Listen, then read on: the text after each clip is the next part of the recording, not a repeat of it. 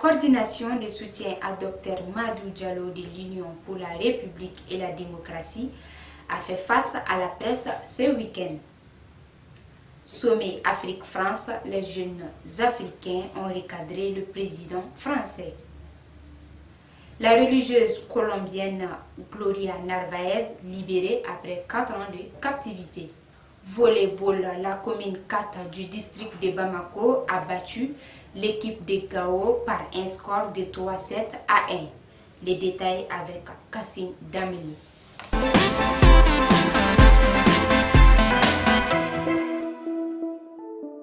Très heureuse de vous retrouver, mesdames et messieurs. Bonsoir et bienvenue dans cette édition. Comme je vous le disais dans les titres, les sympathisants de Dr Madou Diallo au sein du parti URD, l'Union pour la République et la démocratie, ont organisé un point de presse ce samedi au carrefour des jeunes de Bamako pour porter la candidature de leur mentor à la tête du parti aux primaires. Écoutons Adama Sidibé, président de la coordination des soutiens, au micro de Mohamed Samake. Soumela Sissé, DJ Sissi de Madou Diallo. Docteur Madou Diallo, nous sommes fiers de toi tout simplement. Tu as su dire non à l'APA en montrant qu'à l'URD, on vient pour servir et non pour se servir. Tu as été victime de deux choses. Victime de ta compétence et de ta loyauté envers l'URD. Mais ce sont ces deux défauts majeurs dans le Mali d'aujourd'hui. C'est-à-dire, nous voulons dire ici qu'être compétent et loyal sont devenus des problèmes au Mali. C'est ce qu'il a voulu dire ici. Nous voulons changer cette donne. Ces éléments fondent à penser qu'il est bien placé pour affronter les défis qui se posent à notre pays et les solutions qu'il appelle afin de résoudre la crise sécuritaire et politico-institutionnelle que nous traversons depuis une décennie, tout en créant les conditions d'une véritable réconciliation nationale.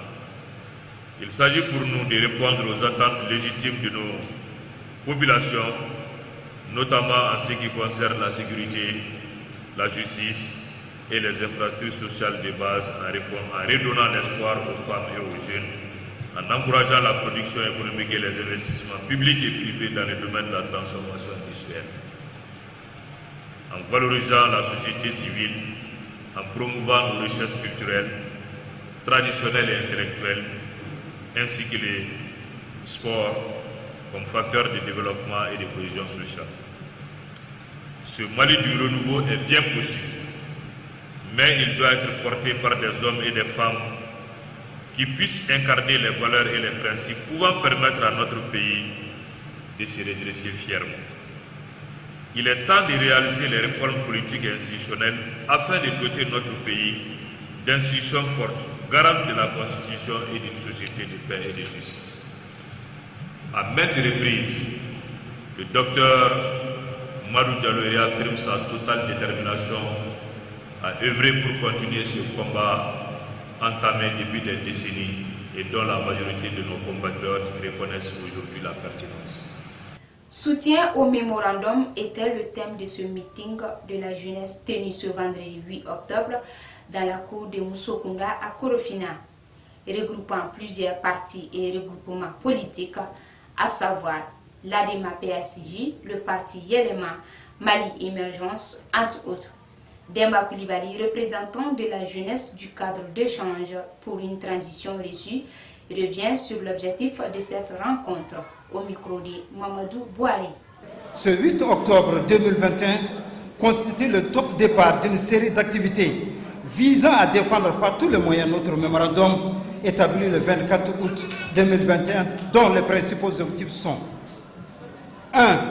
Le respect du délai de la transition, engagement pris par les autorités en place face à la communauté internationale après l'avoir transcrit dans la charte suite aux concertations nationales des 10, 11 et 12 septembre 2020. 2. Le rejet du type d'organe unique de gestion des élections préconisé ou forcé par le gouvernement. 3. Le rejet de l'organisation des assises de la refondation, qui n'est qu'une répétition du dialogue national inclusif auquel le peuple malien a déjà participé en donnant des recommandations dans tous les domaines et secteurs de la vie de la nation. Au lieu de penser à résoudre les douloureuses crises que notre pays traverse, telles que l'insécurité qui était au centre avant leur prise de pouvoir par la rue pour certains, les armes pour d'autres, elle s'est propagée aujourd'hui au sud, notamment entre Koutiala et la frontière burkinabé, où il n'y a plus d'école, plus de santé. À l'ouest, par les attaques djihadistes sur la route des Cailles, sans parler même sur l'étau qui se resserre autour de Nyono. Deuxièmement, la cherté de la vie, jamais égalée dans ce pays. Par exemple, le kilo de viande est entre 3 000 et 3 500 aujourd'hui. Le sac de sucre est autour de 24 000 francs. Les femmes viendront ici pour dire plus en détail. Malgré tous ces problèmes, les autorités ne pensent qu'à atteindre leur objectif principal, qui est de prolonger la transition à tout prix. Sommet Afrique-France ce vendredi dernier à Montpellier. Le président français a animé un débat avec les jeunes Africains de la société civile. Certains ont recadré Emmanuel Macron en leurs termes. Écoutons l'intervention de Ragni Wende Elda Kwama. La Burkinabé a tenu un discours sans filtre. Je vous propose de visualiser avec moi ceci. Si la relation entre les pays d'Afrique et la France était une marmite, sachez qu'elle est très sale, cette marmite. Elle est sale de reconnaissance légère des exactions commises. Elle est sale de corruption. Elle est sale de non-transparence. Elle est sale de vocabulaire dévalorisant. Elle est sale, Monsieur le Président.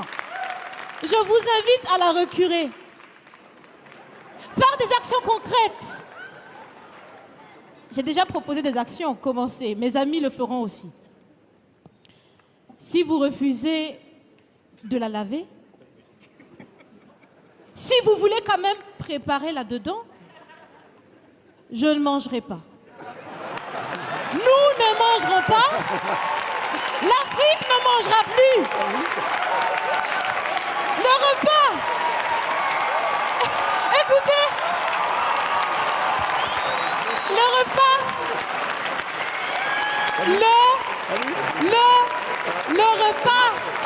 Le repas sera prêt. Vous serez le seul à table avec un appétit difficile. À bon entendeur, salut. Merci. Le monde entier célèbre ce 11 octobre la journée internationale de la fille. Cette année, les échanges ont porté sur la protection des filles en période de Covid-19, sur la scolarisation et le maintien des filles à l'école, sur l'augmentation du mariage d'enfants et la politique de genre de l'Union européenne. Le point avec Abibatou Maladon Sissoko. Fille d'aujourd'hui, femme de demain, tel est le slogan choisi par l'ONG Plan International pour la célébration de la Journée internationale de la fille. Saviez-vous que la Journée internationale de la fille existe grâce à un plaidoyer de Plan International à l'Assemblée générale des Nations unies? En 2011, l'Assemblée générale des Nations unies, dans sa résolution 66/170, a déclaré le 11 octobre la Journée internationale de la fille afin de reconnaître les droits des filles et les obstacles particuliers liés notamment à leurs conditions d'enfants et de personnes de type féminin. Le 11 octobre, c'est avant tout une journée de mobilisation internationale pour des droits des filles. Un temps fort pour rappeler l'importance des droits des filles et notamment d'éducation pour le développement économique d'un pays. Vivement le 11 octobre prochain. Première conférence internationale dans le cadre du projet d'appui à la démocratisation du Mali par la programmation radiophonique participative a débuté ce lundi 11 octobre 2021. Pour un atelier de 2 jours organisé par la radio rurale de Kaï. Les propos de Boubacar Tamega, président du comité de veille citoyen, recueillis par Mohamed Zouroukou. Le débat est très très houleux pour que chacun sache réellement qu'est-ce que c'est que la décentralisation. Et il a été prouvé également que la décentralisation est irréversible. Donc nous faisons que maintenant chercher des moyens, des voies et moyens maintenant pour améliorer et essayer de voir les acquis et les perspectives ensemble. Moi je pense que ça a été une journée idéale par rapport à la prise de conscience. Et je crois qu'à la sortie de cette conférence, les changements, ce qui est demandé, ça c'est le changement de comportement. Je crois que ça sera des règles dans nos différentes localités. Après 4 ans et 8 mois de captivité, la religieuse colombienne Sœur Gloria Cecilia Narvaez a été libérée ce week-end dans le nord du Mali. Arrivée à Bamako ce samedi 9 octobre, elle a été reçue par le président de la transition, le colonel Assimi Goïta, en présence du cardinal Jean Zerbo, archevêque de Bamako, avant de s'envoler pour Rome où elle a rencontré dimanche le pape François. À présent, page sport avec Bakassim Dambeli. Bonjour Bakassim. Bonjour Djeneba. Bonjour les fidèles téléspectateurs de Route à la Ligue. Bakassim, qu'est-ce que nous pouvons retenir sur l'actualité sportive de ce week-end? Ce week-end a été marqué par la 4e journée des éliminatoires mondiales Qatar 2022. Les Aigles du Mali en déplacement ont battu leurs homologues de Kenya par un score minimum d'1-0. L'unique but a été marqué par Ibrahim Koné à la 55e minute. Hier dimanche au Palais des Sports Salamatou Maïga, nous avons suivi la finale de la 4e édition du foot futsal organisé par la FEMASCO, présidée par M. Boubacar Doumbia. La finale a opposé l'équipe du BMS SA à celle du PMI Mali. Les banquiers ont remporté par un score de 5 buts à 2. Les gens sont vraiment excités pour avoir le trophée. L'intention, c'est vraiment faire les résultats entre les différentes entreprises. Ce n'est vraiment pas de prendre la coupe, c'est vraiment pour la santé des différentes entreprises, tisser des brassages entre les différentes entreprises pour faire le sport. On ne peut pas qualifier ce futsal corporatif au futsal que la FIFA et autres organisent. Il y a une grande différence parce que ça c'est au niveau des différentes entreprises. Donc on ne peut pas limiter, on ne peut pas dire qu'on peut qualifier ça. C'est pour seulement faire la santé des travailleurs. Notre première expérience dans les différentes régions, c'est notre première région. Nous appelons à toutes les entreprises au niveau des différentes régions qui ont commencé cette année. Donc on va faire les appels, donc ils puissent participer massivement à ce tournoi. En sens de discipline, nous avons les résultats du championnat national de volleyball homme.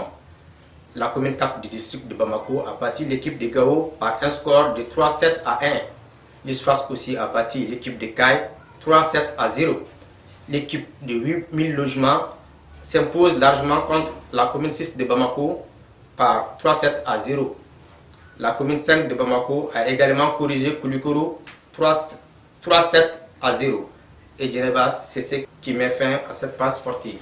Merci Bakassim pour cette information sportive. C'est ce qui met fin à cette édition. Mesdames et messieurs, merci de l'avoir suivi. Et restez toujours en compagnie de Rotalali. Bonne suite des programmes.